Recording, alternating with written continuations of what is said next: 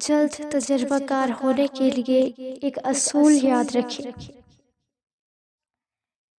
ایک اچھا انسان کسی کی شکایت نہیں کرتا، وہ دوسروں میں خامیاں تلاش نہیں کرتا۔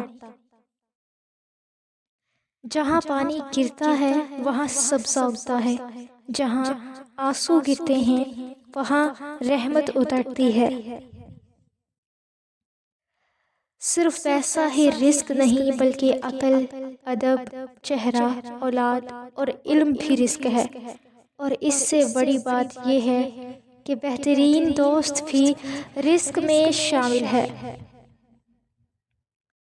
میں نے بہت سے انسان ایسے دیکھے ہیں جن پر لباس نہیں تھا، اور بہت سے لباس ایسے دیکھے ہیں جن میں انسان نہیں تھا۔ اپنی آواز کے بجائے اپنے دلائل کو بلند کیجیے۔ پھول بادل کے گرجنے سے نہیں، برسنے سے اگتے ہیں۔ درویشوں کے علاوہ دنیا کے باقی لوگ بچوں کی مانند ہیں جو دنیا کے کھیل میں مگن ہیں۔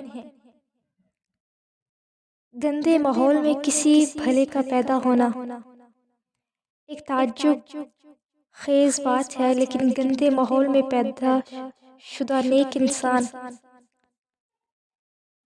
راسخ عقیدہ ہوتا ہے۔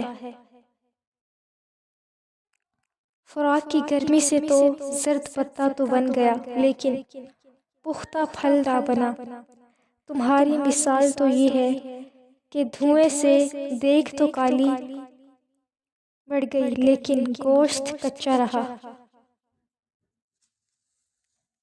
اپنا دل اس وقت تک توڑتے رہو جب تک یہ کھل نہ جائے۔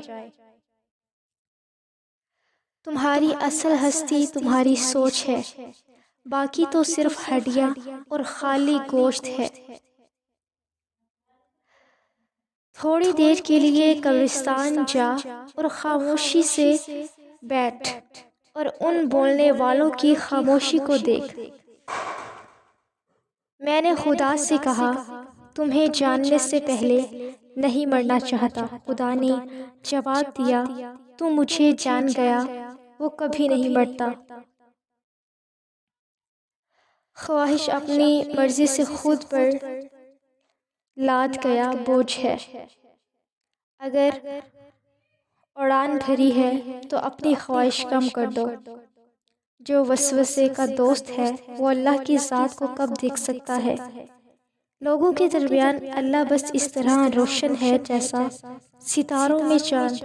اگر تو نہیں دیکھتا تو یہ دنیا تو معدوم نہیں ہے۔